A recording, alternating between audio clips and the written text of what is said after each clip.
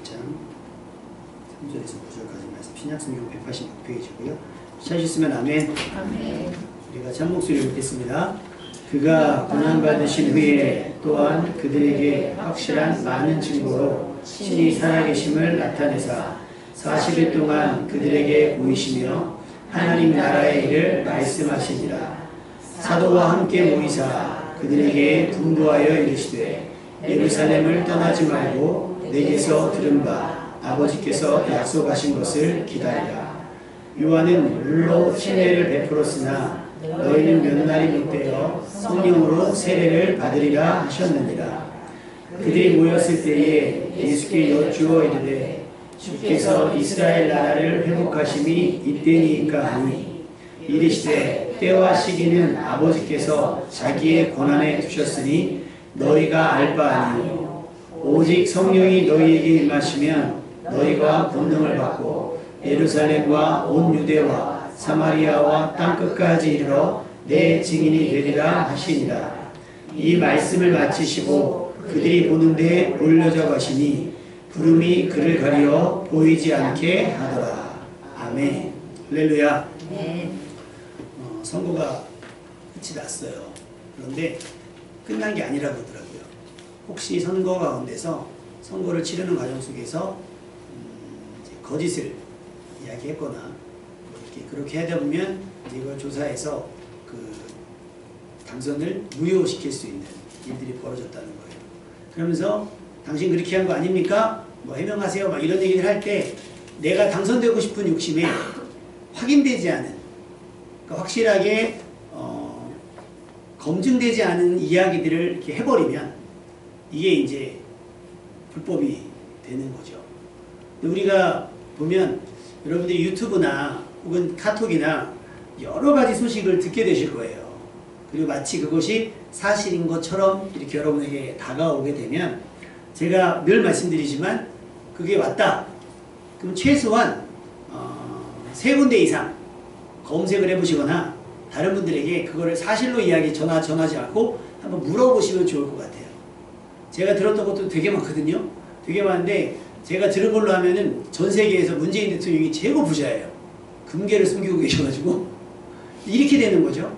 그냥 그렇다더라. 확인되지 않은 이야기. 그러면 그렇다더라가 나중에 어떻게 돼? 그렇다며? 그렇대. 그래. 이게 돼버리는 거예요. 그러니까 여러분들이 어떤 그 정치적인 이슈나 어떤 연예인들의 이슈나 뭐 어떤 이야기를 들었을 때 맹목적으로 믿지 마시고요.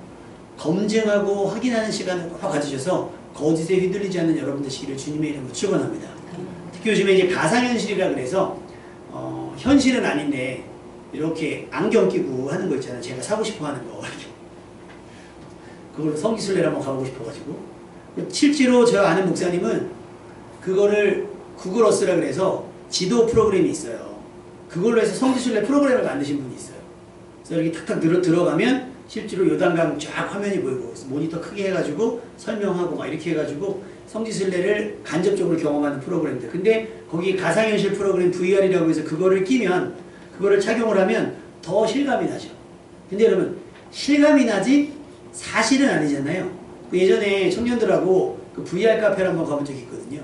거기서 이제 제일 기초적인 게 뭐냐면 이렇게 건물과 건물 사이에 이렇게 나무 껍데기가 하나 놓여져 있으면 이걸 끼고 거기를 건너가는 거예요. 건너가는 건데 저는 어차피 게임도 올라가는 거 못하잖아요. 이제 하면 옆에서 하는데 그걸 끼고 귀를 막고 그 화면 속에 이렇게 들어가면 진짜로 빌딩 꼭대기에 올라가 있는 느낌이 든대요. 진짜로. 우리 한번 해볼까요? 여기 할 수 있나 우리? 다음에 한번 갖고 와서. 근데 아무리 실감이 난다 할지라도 사실은 아니잖아요. 근데 우리는 그거 가지고 마치 사실인 양 얘기하면 이게 뭐가 돼요? 거짓이 되는 거예요. 거짓이. 그러니까 사도 바울이 항상 우리에게 얘기하는 게 뭐냐면 은혜를 끼치기 위해서 사실 아닌 것을 이야기할 수 있겠느냐? 그럴 수 없다는 거예요. 그래서 오카는 목사님께서 후배 목사들에게 조언하셨던 얘기가 뭐냐면 성도들을 웃고 울리려고 하지 말아라. 그렇게 하지 말고 그냥 복음, 나의 것의 복음 그대로 전해서 깨닫게 하는 것이 우리의 사명이지. 근데 우리는 막 말씀을 듣고 막 웃고 또 말씀을 듣고 막 울면 은혜 받았다고 착각을 한다는 거예요. 그러니까 우리가 은혜라는 방편이 어떤 감정적인 변화가 아니라 여러분 은혜는요 태도와 삶의 변화입니다. 아멘. 그러니까 은혜 받았어요 라고 얘기를 하면 내 생각이 달라져야 되고 그 생각이 달라졌으니까 뭐가 달라져요? 태도가 달라져야 돼요. 이웃에 대한 태도가 달라지고 원수에 대한 태도가 달라져야 되는 거예요. 제가 목요일날 레슨을 갔더니 제가 수요일날 선고를 했잖아요. 갑자기 나이 드신 권사님 한 분이 저한테 이제 목사님이라고 갑자기 하신 분이 있거든요. 그 말이 잘못 나왔네 막 이런 분이에요. 그러면서 예수님 믿으시죠? 그러길래 그럼요. 그냥 그러고 넘어갔는데 선거 끝나고 지금 갑자기 하시는 말씀이 선거 어디다 했냐, 투표 어디다 했냐는 거예요. 투표를 어디다 했는 줄 알면 믿음의 진실성을 확인할 수 있다는 거예요. 진짜 믿음인지 가짜 믿음인지 안다는 거예요. 그래서 갑자기 죄송합니다. 전라도는 빨갱이라고 그분이 이렇게 얘기하신 거예요. 고향이 전라도이신 분들 정말 죄송합니다. 저는 빨갱이 되는 거예요. 그래서 갑자기요? 내가 그랬어요. 그래서 옆에 싹 가서 다른 사람이 들으면 안 되니까 귀에다 대고 마귀는요 갈라치기를 가장 좋아해요. 성경 어디에 전라도가 빨갱이라고 나옵니까? 그러지 마세요. 내가 그러더니 좀 민망한 웃음 있잖아요. 내가 말 잘못했구나 이런 느낌 이런 거죠. 그럼 성경 어디에 전라도가 빨갱이라고 나옵니까? 지금 나라가 반쪽 났잖아요. 위아래로 반쪽 난 것 뜻이 없지 않아서 정확히 이렇게 난 거예요. 야 대단합니다. 경상도도 대단하지만 전라도도 대단해요. 그러면서 서로가 옳다고 주장하면서 거짓 이야기로 선동을 해요. 이렇게 얘기를 합니다. 여러분 우리는 사실만 이야기하는 사람 되시기를 주님의 이름으로 축원합니다. 왠 줄 아세요? 우리가 왜 자꾸 사실만 이야기해야 되는 줄 아세요? 우리는 복음을 진리를 전해야 될 사람이기 때문입니다. 아멘. 그 권사님이 저에게 전라도는 빨갱이야 그래놓고 그분이 나에게 예수 그리스도는 그리스도라고 얘기해봐야 저에게 그 얘기가 먹히겠습니까? 안 먹히겠습니까? 다분히 그럼 전라도에 하나님은 안 계신 거예요? 아니잖아요. 그럼 반대로 전라도 사람들이 경상도는 마귀요 그러면 경상도에 하나님이 안 계신 겁니까? 우리가 일본을 싫어하지만 일본 사람들 하나님은 안 좋아하실까요? 안 사랑하실까요? 그거 아니잖아요. 그러니까 우리는 괜한 정치적인 이야기 또 호사가들이 이야기하는 쓸데없는 말들을 내뱉음으로 말미암아서 우리 입술이 진리를 담기에 너무 어설프게 돼 있는 거예요. 아까 우리 찬양 들었죠? 찬양 들었어요. 찬양의 제목이 뭐였어요? 우리는? 저만 들었어요? 그래서 도표쌤 뒤만 나왔나봐 영상이. 앞에 안 나온 거 아니야? 뒤만 나왔나봐요. 나만 봤나봐. 우리는 증인이라는 제목이었어요. 증인. 그래서 맨 끝에 반복하면서 뭐랬죠? 십자가의 증인 뭐 하잖아요. 부활의 증인, 다시 오실 재림의 증인인 거예요. 여러분 증인, 누군가가 어떤 범죄에 대해서 어떤 사건과 사고에 대해서 증언을 할 때 반대측에서 뭐라고 얘기하잖아요. 저 사람이 전에 이런 말로 거짓말한 적이 있습니다. 저 사람이 사기 전과가 있습니다. 그러면 그 사람의 그 전과 때문에 그 증언이 신빙성을 잃어요, 얻어요? 잃게 되는 거예요. 우리는 주님의 증인이 되어야 될 사람인 거예요. 복음을 전해야 될 사람들인데 자꾸 불필요한 말들을 많이 함으로 말미암아서 우리가 전하는 복음의 가치를 훼손하면 안 될 줄로 믿습니다. 여러분은 주님의 증인 되시기를 주님의 이름으로 축원합니다. 오늘 말씀은 예수님께서 이제 승천하기 직전 40일을 계시면서 오늘 본문은 그렇게 얘기했죠. 그들에게 확실히 많은 증거로 친히 살아계심을 나타내셨다는 거예요. 말이 어렵죠. 고난받으신 후에 또한 그들에게 확실한 많은 증거로 친히 살아계심을 나타냈다. 뭐예요? 믿지 못할 사건인데 믿을 수 있도록 반복해서 나타나 주셨고 확실하게 증거를 보여주셨다는 거예요. 믿을 수밖에 없게끔. 도마에게 그 찔린 상처를 내 보여주면서 믿음 없는 자가 되지 말고 뭐가 되라고요? 믿는 자가 되라고 하셨어요. 그리고 하나님을 알만한 것들은 우리 집안에 많이 있습니다. 내가 알고 싶지 않고 그 집에 내가 예수님을 제대로 믿으면 내 시간이 없어질까봐, 내가 쓸 돈이 없어질까봐, 뭐 할까봐 내가 더디 믿어서 그렇지. 여러분 근데 우리는 지난주에 말씀드렸잖아요. 더디 믿지 말고 될 수 있으면 하루라도 빨리 믿는 것이 여러분이 더 복 있는 사람이 되는 기회인 줄로 믿습니다. 자, 확실하게 많은 증거를 보여줄 수밖에 없는 이유는 뭐냐면 베드로를 비롯한 제자들이 예수님의 마지막 일주일은요 어땠냐면 냉탕과 온탕 정도가 아니라 천국과 지옥을 오르내리는 삶을 살았어요. 예수님 계시는 동안은 제자들도 꽤 괜찮았습니다. 강하고 담대했습니다. 특히 누구도 하지 못했던 일들을 넉넉히 해냈어요. 예수님이 행하신 일들을 제자들도 행했거든요. 누가복음 10장부터 말씀해보면 70명의 제자를 파송을 하세요. 근데 그들로 하여금 병을 고치게 하시고 귀신을 내어쫓게 하셔서 2명씩 짝져서 보내요. 그리고 나서 그들이 돌아와서 얘기하는 게 우리가 귀신을 내어쫓고 귀신들이 굴복합니다 라고 고백을 해요. 얼마나 신이 났겠어요. 그렇지 않겠습니까? 얼마나 신이 났겠어요. 막 예수님의 이름으로 명하면 귀신이 떠나가고 우리가 안수하면 병든 자에게 손을 얹어서 그들이 낫는다고 한다면 우리의 신앙생활이 얼마나 신이 날 수 있겠습니까? 그렇게 했던 사람들이에요. 그런데 예수님께서 그렇게 신이 난 제자들에게 뭐라고 얘기했냐면 귀신이 너희에게 행복하는 것을 기뻐하지 말고 뭐를 기뻐하래요? 하늘에 너의 이름이 하늘에 기록된 것으로 기뻐하라. 그러니까 너희가 지금 착각하는 게 사역 때문에 기뻐하지 말고 성과 때문에 기뻐하지 말고 너의 이름이 오늘도 생명책에 기록되어 있음이 너희의 기쁨이 됐으면 좋겠다라고 예수님께서 당부하신 겁니다. 여러분의 삶이 기대만큼 안 될 수도 있어요. 내 수입이 이만큼이었으면 좋겠는데 그만큼이 안 될 수도 있고요. 나의 성취와 성공이 이만큼이었으면 좋겠는데 그만큼이 되지 않을 수도 있어요. 그렇다고 항상 기뻐하라고 하는 주님의 말씀이 그러면 틀린 것인가? 그렇지 않아요. 우리의 이름이 하늘에 기록된 것으로 기뻐할 수 있는 여러분 되시길 주님의 이름으로 축원합니다. 우리가 흔히 그러잖아요. 아, 집에 내가 머리 놓을 곳이 있고 자고 집에 들어갈 곳이 있으면 그럼 됐지 뭐라고 하는 것처럼 어떤 기쁨의 수준을 조금 낮춘다라기보다는요. 여러분이 기뻐할 만한 일들을 만드는 자리 되시기를 주님의 이름으로 부탁을 드립니다. 여러분 아기들의 발바닥을 이렇게 긁으면 어떻게 하죠 아이들이? 발가락을 이렇게 오므리잖아요. 요거를 바빈스키 반사라고 해요. 이거는 얘가 생각해서 발가락이 간지럽네? 좀 움츠려 볼까? 그래서 움직이는 게 아니라 나도 모르는 사이에 이렇게 움츠려 드는 거예요. 우리 삶에 그런 게 있는데 뭐냐면 습관이라는 거예요. 습관이라고 하면 내가 무언가를 하려고 고민하거나 생각하거나 계산하기 전에 이미 몸이 움직여지는 것을 습관이라고 하잖아요. 근데 이 습관은 어떻게 생길까요? 반복된 학습이에요. 반복된 학습으로 인해서 반복된 훈련을 통해서 나타나는 게 습관인데 이 바빈스키 반사는 훈련도 아니에요. 그냥 저절로 되어지는 것들인 거예요. 다시 말하면 거울이 있어요. 내가 거울 앞에 이렇게 딱 나타나면 거울이라고 하는 그 물체가 사람이 나타났으니 내가 저 얼굴을 비춰줘 볼까 하는 게 아니라 이렇게 하면 어떻게 돼요? 딱 그대로 있는 것 그대로 비춰주잖아요. 그런 것처럼 우리의 믿음이 바빈스키 반사처럼 하나님이 말씀하시면 자연스럽게 어떻게 해요? 순종하는 믿음 될 수 있기를 주님의 이름으로 축원합니다. 그것을 따지고 그것을 계산하고 그것을 어떻게 하는 것이 아니고 말씀이니까 내게 이익이 될지 손해가 될지 손익을 따지는 것이 아니라 이것이 나를 편하게 할지 불편하게 할지를 따지는 것이 아니라 하나님의 말씀은 그냥 그대로 고지고대로 믿으면 된다라고 하는 것처럼 내가 습관적으로 혹은 바빈스키 반사처럼 나도 모르게 움직여지는 그런 즉각적인 반응이 있는 여러분 되시기를 주님의 이름으로 축원합니다. 제자들은 어땠을까요? 제자들에게도 바빈스키 반사가 있었어요. 그리고 그것은 예수님께서 이미 예고하신 거예요. 너희가 다 나를 버릴 거야. 그러니까 베드로가 뭐라 그러죠?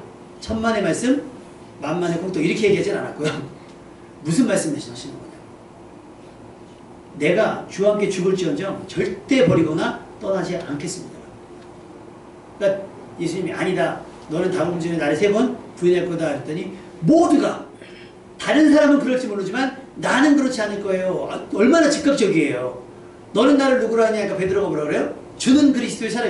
이거는 계산해서 암송해서 하는 게 아니라 정말 베드로의 진심이 막 우러나는 거예요. 이때도 베드로는 진심이었던 거예요. 제가 그때 우리가 그 예배될 때 호산나 호산나 외쳤던 그들의 소리도 그때는 진심이었을 거라고 얘기한 것처럼 지금 주는 그리스도 살아계신 하나님의 아들입니다 라고 했던 베드로의 신앙 고백도 진심이었고 주는 이때도 나는 주와 함께 죽을지언정 떠나지 않겠습니다 라는 것도 진심이었을 거예요. 다 버려도 나는 버리지 않겠습니다 라고 말한 것도 진심이에요.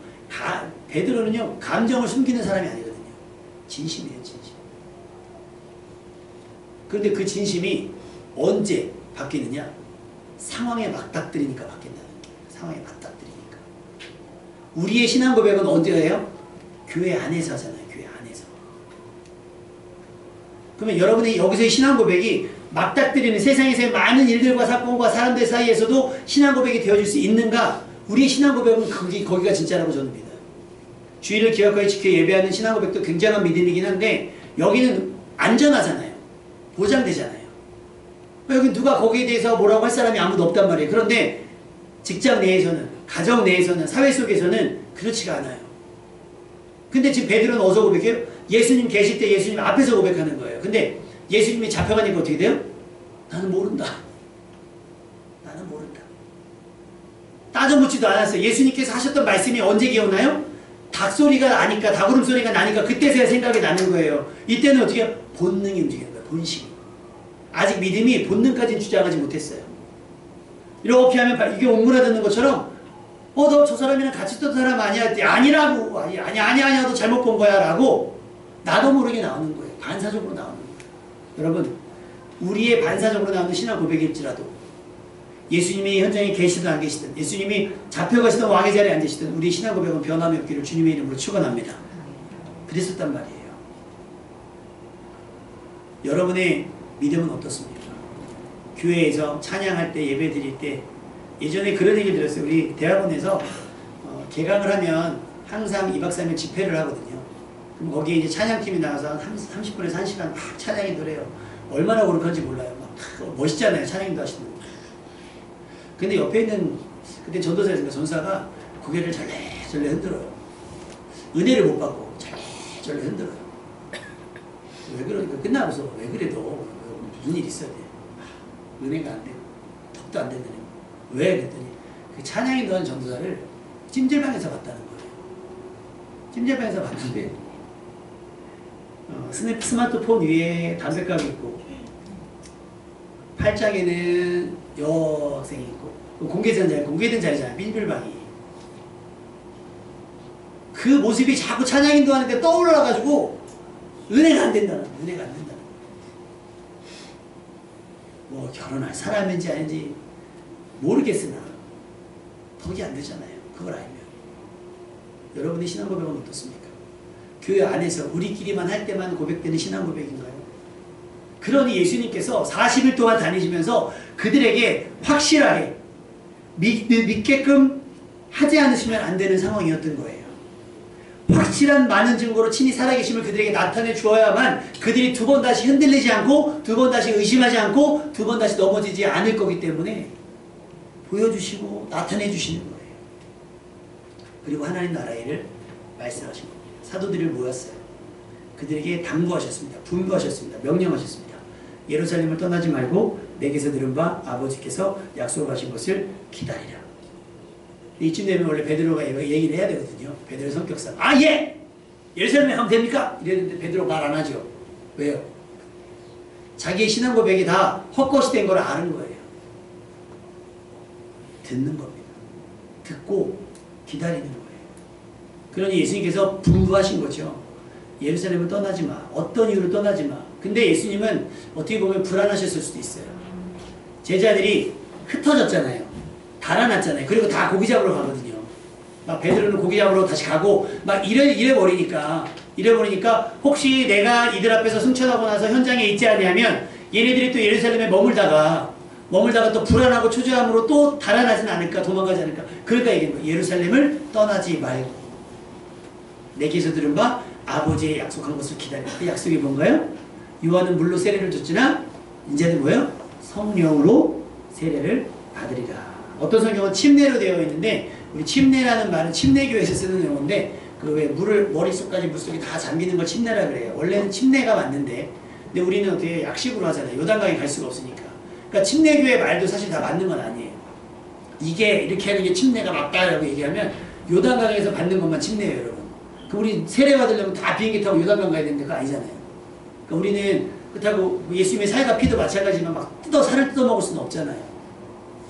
그러니까 어느 분이 그 얘기하더라고요. 성찬식을 하는데 그래도 식사 자리에서 했던 거잖아요. 목사님 너무 작은데 이거 식사라고 하기엔 너무 작지 않습니까? 좀 많이 주셔야 되지 않아요? 그러면 다음부터는 여기다가 그 이제 맥주 따르는 거 있잖아요. 탁 누르면 수도꼭지 연결해가지고 아주 콸콸콸 따라먹게. 따라먹고 거기다 떡을 그냥 아주 반죽해가지고 너무 뜯어먹게 아주 막. 그러니까 이게 뭐 그대로 해야 맞는 것이냐 아니면 의미를 받아들여서 우리의 문화대로 해야 되느냐. 그러니까 꼭 포도주여야만 됩니까? 라고 말하는 분도 있어요. 막걸리는 안 됩니까? 이렇게 하시는 분들도 있고 우리 걸로. 하시는 분들도 있고, 우리로 한다면 예수님 우리나라 왔으면 막걸리로 하지 않으셨겠냐, 그럴 수 있어요. 근데 우리나라에 안 오셨잖아요. 왜 자꾸 안 오신 일들을 그렇게 하면 이렇게 자기가 하고 싶으니까. 어떤 청년이 이렇게 물었대요. 목사님, 성경에 술 먹지 말라는 말이 어디 있고 담배 피지 말라는 어디 말이 있습니까? 없잖아요. 정확하게 예를 들면 뭐 너 술 먹으면 안 돼. 그러면 술 뭐 언제 얼마큼부터 안 됩니까? 취하지 말라 그랬지, 먹지 말라 그랬지. 막 이렇게 얘기하면 목사님이 그랬대요. 네가 하고 싶은 얘기는 뭐야? 먹고 싶다는 얘기요? 하고 싶다는 얘기요? 그렇잖아요. 그러면 성경이 기록이 안 돼 있으면 해도 된다는 얘기잖아요. 그러니까 우리는 그런 불순한 의도를 가지고 성경을 해석하시면 안 되고, 어찌됐건 지금 성령을 주신다고 약속했으니까 모여 있으라는 거예요. 예루살렘을 떠나지 말고 모여서 성령을 기다리라 그랬어요. 그래서 그들이 모여 있었어요. 예수님 말씀대로 모여 있었는데 예수님이 나타나셨어요. 예수님께 묻습니다. 근데 예수님, 주님께서 이스라엘 나라를 회복하시면 이때입니까? 라고 물어봐요.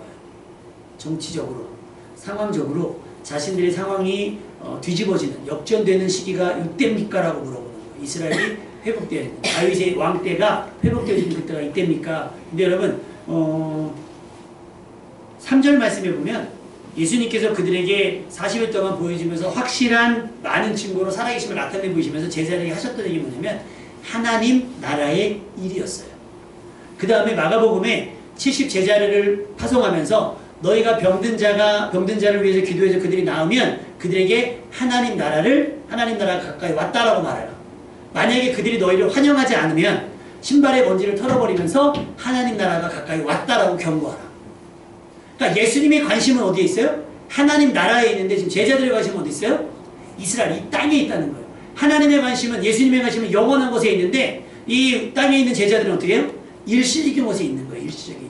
여러분, 일시적인 있는 것을 넘어서서 영원한 것을 추구하는 여러분 되시기를 주님의 이름으로 축원합니다. 하나님 나라. 그럼 또 여기서 이 하나님 나라만 해도 설교를 몇 주 해야 돼요. 하나님 나라가 어디예요? 여러분, 하나님 나라는 어떤 지역이나 어떤 공간이 아니에요. 하나님이 통치하는 상황. 완전하게 100% 하나님의 뜻대로 이루어진, 뜻이 하늘에서 이루어진 것 같이 어디서? 땅에서 이루어지면 그것이 하나님 나라인 줄로 믿습니다. 예전에 영화에서 미국 대통령을 타고 비행기가 가요. 그 비행기를 에어포스 원이라고 그래요. 대통령 전용기. 근데 테러범이 와가지고 대통령이랑 막 다 때려잡고 막 해가지고 대통령이 인질이 됩니다. 그래갖고 막 위기에 처해요. 근데 극적으로 딱 주인공이 나타나가지고 대통령이 테러범이랑 싸워가지고 그 에어포스 원에서 탈출을 딱 합니다. 그래서 조그만 비행기를 옮겨 타요. 그러자 그 비행기를 운전하는 기장이 그 무선으로 그 미국 본부에다가 뭐라고 했냐면 지금부터 여기가 에어포스 원입니다. 그러니까 그 비행기가 에어포스 원이 아니라 그 비행기가 누가 타야? 대통령이 타야 에어포스 원이 되는 거예요. 그러니까 하나님 나라는 어디냐? 아, 저쪽 경기도 오산시는 아닌 것 같고 전라도 정읍이 하나님 나라, 이게 아니라 어떤 지역, 그러면서 어떤 목사님은 그런 얘기해요. 뭐 저 우주에 보면 별이 막 스물스물 있는데 막 거기가 하나님 나라. 하나님 나라는 거기가 아니라 하나님의 뜻대로 통치하는 나라. 그리고 그곳에 있는 사람들은 하나님의 뜻에 순종하며 하나님의 통치가 이루어지는 그곳이 하나님 나라인 줄로 믿습니다. 그래서 내 주위에서 모신 것이 그 어디나 하늘나라.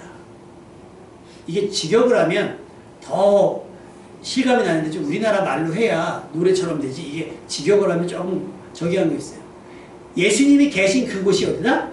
하나님 나라. 그러니까 지금 예수님이 오셨잖아요. 그럼 하나님 나라가 돼야 되는데 됐어요, 안 됐어요? 완성이 안 됐어요. 죽어서 돌아가셨으니까. 그래서 하나님 다시 살리셨어요. 그리고 40일 계시다가 이제 올라가실 거거든요. 완성되는 때는 언제일까요? 우리가 그 휴거, 우리 하연이가 휴거에 굉장히 민감하거든요. 그때 막 꼬리에 꼬리를 무는 그걸 보면서 다 저보다 더 잘 알아요. 이장님 막 이러면서 막 휴거 10월 28일 막 이러면서. 그러니까 우리가 들림 받아가지고 그때 예수님하고 어디 갈 거라고 생각을 하는 거죠. 올라가서 환영 예수님 오시는 하나님 환영하시면서 통치하시는 겁니다. 통치하시는 거. 할렐루야. 그 다음에 천국과 지옥을 나누잖아요. 여러분이 오해해야 되시는 게, 여러분, 천국은 하나님 나라잖아요. 지옥은요. 그래서 우리가 그래요. 지옥에서 마귀가 왕노릇한다 그래요. 맞습니까? 아니에요.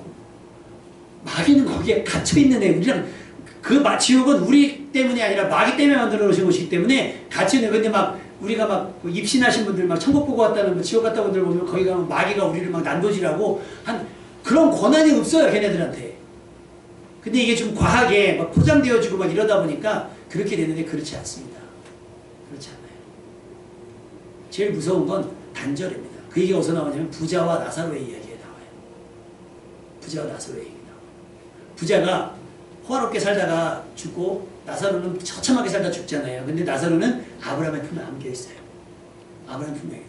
근데 부자가 막 문복 가운데서 고통받고 있다가 보니까 나사로가 있으니까 아브라함이요. 나사로에게 물 한 방울만 찍어가지고 나 입을 좀 서늘하게 했으면 좋겠다 했더니 야 너한테는 갈 수가 없어. 너도 올 수 없고 우리도 갈 수가 없어.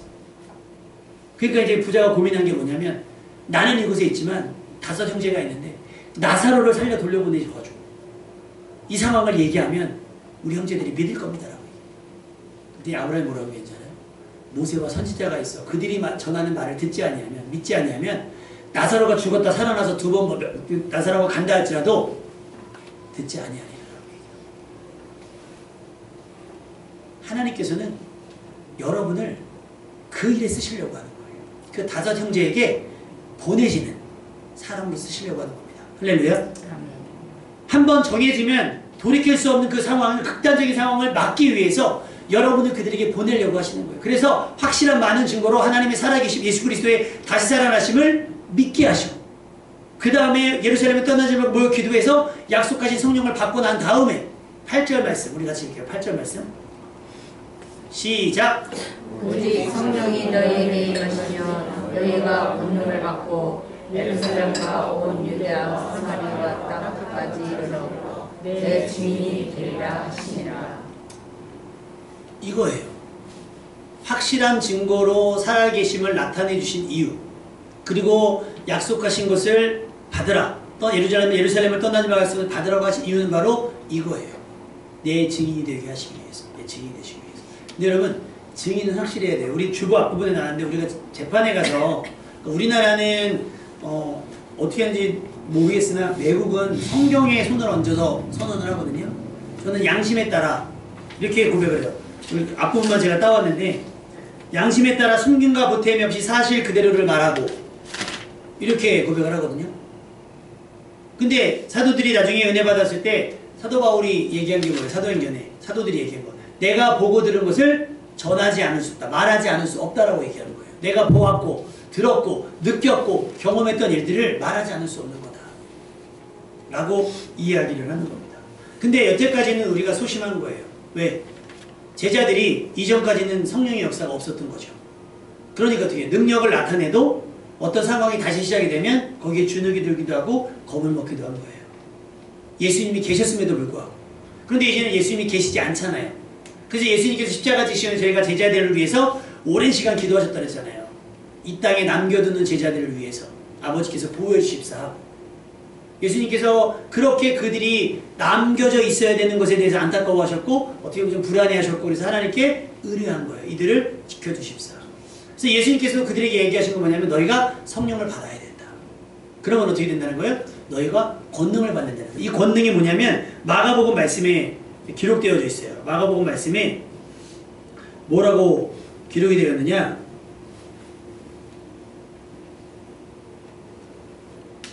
마가복음 16장 17절에 18절 믿는 자들에게는 이런 표적이 따르리니 곧 그들이 내 이름으로 귀신을 쫓아내며 새 방언을 말하며 뱀을 집어올리며 무슨 독을 마실지라도 해를 받지 아니하며 병든 사람에게 손을 얹은 즉 나으리라. 할렐루야. 요 권능이라는 단어 안에 요게 다 포함이 되어 있는 거예요. 그러니까 여러분이 누군가를 위해서 기도하면 그들이 주눌러 있던 악한 마귀 가운데서 악한 영역 가운데서 자유로워질 수 있게 되는 거예요. 또 여러분이 기도하면 여러분이 새 방언을 말할 수가 있게 되는 것이고요. 뱀을 집어도 위협이 되지 않는 거고요. 독을 마실지라도 해를 받지 않게 되는 거예요. 또 가장 좋은 건 병든 사람에게 손을 얹은 즉 낫는 신유의 역사가 여러분을 통해서 이 땅 가운데 나타날 수 있다고 하는 거예요. 그러니까 여러분 성령을 받아야겠어요? 안 받아야겠어요? 받아야 되는 줄로 믿습니다. 여러분을 통해서 이 사역을 하시는 거예요. 신기하잖아요. 요즘에는 막 제가 전에도 말씀드렸지만 유튜브에서 막 무당들이 나와가지고 하는 것들이 이제 막 유행은 아닌데 얘들이 아주 그냥 막 이렇게 방송에 진출을 했어요. 옛날에는 은밀하게만 좀 막 하긴 요즘에 막 현수막도 걸고 막 그러잖아요. 처녀보살, 총각도령. 처녀 맞고 총각 맞는지는 모르겠어요. 쫙 나와요. 그러면 뭐 어떤 현수막 이렇게 간판 보니까 뭐 점 해놓고 교회 옆에 여기 있더라고요. 뭐 길을 열어드립니다. 막 있어요. 그렇게 하는 분들이 있는데 제가 항상 교회에서 기도할 때마다 그 기도하거든요. 하나님, 그래도 생명의 말씀 선포되어진 이곳 인근에서는 첫 번째 무당의 곳이 없게 해주시고, 무당이 소위 말해 국발이 서지 않도록, 신이 임하지 않도록, 점하는 자의 점이 터무지 막히지 않도록, 그 다음에 항상 빼놓지 않게 자살하는 사람이 있지 않게 없어서 그렇게 기도를 해요. 그러려면 우리가 선제적으로 우리에게서 이런 일들이 나타나야 돼요. 그래서 점쟁이에 가기 전에, 보살에게 묻기 전에 와서 기도하면서 본인이 집통기시 받는 거예요. 말씀을 통해서. 아까 우리가 대표기도 시간, 공동기도문제 고백하는 것처럼 말씀을 깨닫고 어떻게 살아가야 될지를 다짐하고 결심하고 돌아가면 돼요. 굳이 누구에게 의견을 묻지 않아도 되는, 할아버지한테 묻지 않고 할머니한테 묻지 않아도 되는, 하나 살아계신 하나님 앞에 우리를 사랑하셔서 예수님까지 다 내어주신 하나님께서 나를 위해 어떤 계획을 그것을 물으시면 되는 거예요. 교회가 그런 창고가 되어야 될 줄로 믿고 여러분이 그 교회까지 인도하는 안내자가 되시기를 주님의 이름으로 축원합니다. 그럼 사람들이 여러분에게 여러분을 주목할 거예요. 여러분의 삶이 부러워야, 여러분의 삶이 부러워야 여러분을 따르고 싶고 여러분의 말을 듣고 싶지. 야, 그 사람, 야, 말 되지 마. 이러면 어떻게 전해요? 복음을 어떻게 전합니까? 그래서 우리는 선한 이웃이 되어야 됩니다. 아멘. 선한 이웃이 되어야 됩니다. 뭐 하기 위해서? 복음을 전하기 위해서. 그들로 극단적인 상황에 내몰리지 않고 구원 얻을 기회를 주기 위해서 여러분은 그들에게 선한 이웃이 되어야 될 줄 믿습니다. 아멘. 친절하셔야 되고요. 자상하셔야 되고요. 배려 깊어야 되고요. 양보해야 되고요. 그들에게 미련해 보일 수 있어요. 그러나 십자가의 도잖아요. 멸망을 당하는 자들에게는 미련해 보이지만 우리에게는 하나님의 구원이 되는 겁니다. 아멘. 그러니까 이게 성령이 아니면 안 되는 거예요. 성령을 통해 이들이 권능을 받아야 좀 힘이 있고 에너지가 넘칠 수 있는 것 같아요. 그리고 나서 지역을 설정해 주시는데 예루살렘과 온 유대와 사마리아와 땅끝까지 이르러 내 증인이 된다는 거예요. 그냥 니네가 여기 앉아가지고 오는 사람만 받는 것이 아니라 견딜 수가 없으니까 어떻게 해요? 다니는 거예요. 다니는 거예요. 그래서 예루살렘과 유다, 사마리아까지, 사마리아까지. 그 다음에 어떻게 돼요? 땅끝까지. 그런데 안타깝게도 어제 밤, 오늘 새벽 좀 불안불안하더니 이란하고 이스라엘 전면전을. 중요한 건 뭐냐면 이스라엘은 핵이 있어요. 이란에도. 그러면 이 핵전쟁이 될 수가 있어요. 그럼 누가 오방이냐? 그럼 이게 종교전쟁이 될 수도 있어요. 이슬람이 모이면 또 이렇게 될 수도 있거든요. 그러니까 굉장히 사실은 좋은 상황은 아닙니다. 좋은 상황은 아니어서 우리가 예의주시해야 될 필요가 있어요. 중동 지역을 예의주시했는데, 근데 뭐 마지막 아마겟돈 전쟁, 최후의 전쟁은 여기서 중국 이쪽 인근에서 날 거라고 예언하시는 분들이 많이 있는데 그건 그냥 그들의 사견이고요. 우리는 너무 먼 미래, 언제일지 모르는, 아직 뭐 일어나긴 할 거지만 언제일지 모르는 그거에 대해서 불안하고 염려할 필요 없고, 우리는 우리에게 주어진 오늘의 사명 뭐예요? 권능을 받고, 성령을 받고, 권능을 받고, 예루살렘과 온 유대 사마리아 땅끝까지로 내 증인이 되는 삶에 충실하면 될 줄로 믿습니다. 그러기 위해선 권능이 중요하고, 권능을 받으려면 성령이 중요하고, 성령을 받으시려면 어떻게 돼요? 기도하셔야 돼요. 기도에 힘써야 되는 거예요. 공부하는 사람 보면, 저희 조카애가 의대를 가서 이제 누나한테 전해 들었더니, 집에 뭐 일주일, 한 달에 한두 번 가가지고 집 청소를 해주잖아요. 애가 거의 폐인이 됐대요, 폐인이. 공부의 양이 너무 많으니까, 공부의 양이 많이 넘으니까 그냥 먹고 자는 시간도 없는 거예요. 먹다 자고, 게임을 우습게 하고 공부하고 막. 영어로 된 이만한 책도 원서 있잖아요. 그걸 막 해야 되고. 막 그러니까 막 난리가 난대요, 난리가 난대요. 집이 막 전쟁터로, 애가 막 막, 지금 얼마 전에 만났는데, 만나가지고 얘기했더니, 뭐, 과는 정했냐, 막 이런 얘기를 했는데, 막, 이게 뭐, 어지간히 사람의 몸이라는 게 사람마다 또 다 다르잖아요. 쉽지 않은 거예요. 그래서, 이게 그냥 내가 되고 싶다고 되는 건 아니구나. 적성에 맞아야 되고, 이게 해야 되는 거예요. 얼마나 공부를 많이 하겠어요. 여러분, 동네 의원분들, 여리버리 해도요, 우리나라에서 267등 안에 드시는 분들이에요. 1등부터 9등까지. 나는 훌륭하신 분들이에요. 훌륭하신 분들인데, 사명감 본다는 지금 이렇게 개인 재산이 좀 교회가 있어가지고 지금 다 그런 건 아니고 사명감 있는 의사들이 얼마나 많은데요. 존중하셔야 돼요. 그러면 그들이 그렇게 사람을 살린다고 한다면 영혼을 그러니까 우리 교수님들이 항상 저희한테 얘기하는 거 너희들은 영혼을 살리는 사람들이니까 영혼을 살리는 사람들이니까 어떻게 되느냐 기도해야 된다는 거예요. 아 그럼 좀 전도사들 기도 좀 하게 해야지 맨날 저기 차량 운행 시키고 막 교회 청소시키고 심부름 시키고 막 언제 기도해 언제 기도해. 학교 공부도 해야 되고 또 돈도 벌어야 되고 학비 누가 대줘요. 안 대주니까 또 학비도 벌어야 되죠. 막 공부도 해야 되죠. 막 이거 사역도 해야 되죠. 차량 운행도 해야 되죠. 뭐 교회 청소도 해야 되죠. 정리도 해야 되죠. 여사 맨날 하는 말. 교회 청소는 어떻게 하죠? 교회에 계신 목사님이 하세요. 해야 돼요. 그렇다고 내가 기도할 시간이 없다는 건 아닌데요. 그런 거예요. 그 사도들이 그래서 나중에 성령 받고 뭐라고 얘기하죠? 구제 니네가 해. 나는 기도와 말씀 전하는 일에 전무할 거야. 집중할 거니까 이건 너희들이 했으면 좋겠어라고 집사님들에게 의뢰를 하잖아요. 그런 거예요. 성령이 임하면 권능을 받아요. 권능을 받으면 그 일에 집중할 수밖에 없는 거예요. 그리고 여러분의 삶의 지경이 있잖아요. 여러분의 삶의 지경이 내가 무슨 뭐 오산 심은 충분하지 뭐 하지 마시고요. 오산을 넘어 경기를 품고 수도권을 품고 점점 여러분의 직업이 혹은 여러분의 관계를 통해서 여러분의 지경이 어떻게 넓어질지 몰라요. 그러니까 여러분 성령 충만을 받고 나서 그렇게 여러분의 지경이 넓어지시기를 주님의 이름으로 축원합니다. 그게 내가 돈을 벌기 위해서 5대양 6대제로 다니라는 게 아니라 뭐가 하게 되기 위해서 증인이 되기 위해서 내가 하나님께서 우리를 위해서 행하신 일들을 증언하기 위해서 5대양 6대제로 다니겠습니다라고 고백하며 사모하는 여러분 되시기를 주님의 이름으로 축원합니다. 그냥 뭐 은혜 덕분에 그냥 좀 세계여행 좀 할까요? 라고가 아니라 복음을 전하기 위해서 그렇게 힘쓰고 애쓰는 여러분 되시기를 주님의 이름으로 축원합니다. 로마서 5장 18절에 보면 우리가 아직 죄인 되었을 때에 그리스도께서 우리를 위하여 죽으심으로 하나님께서 우리에 대한 자기의 사랑을 확증하셨잖아요. 십자가의 중심으로. 그리고 그 죽으신 예수님을 다시 살려내심으로 말미암아 능력을 확증해 보이셨고요. 그 다음에 약속하신 성령을 허락해 주심으로 말미암아서 다시 오실 예수님에 대한 기대를 하게끔 하셨다라고 하는 거예요. 하나님은 이 일을 하시려고 하세요. 누굴 통해서? 여러분을 통해서 일을 하시려고 합니다. 여러분이 양심에 따라 보고 들은 것을 전할 수 있는 여러분 되시기를 주님의 이름으로 축원합니다. 그렇지 않으면 안 돼요.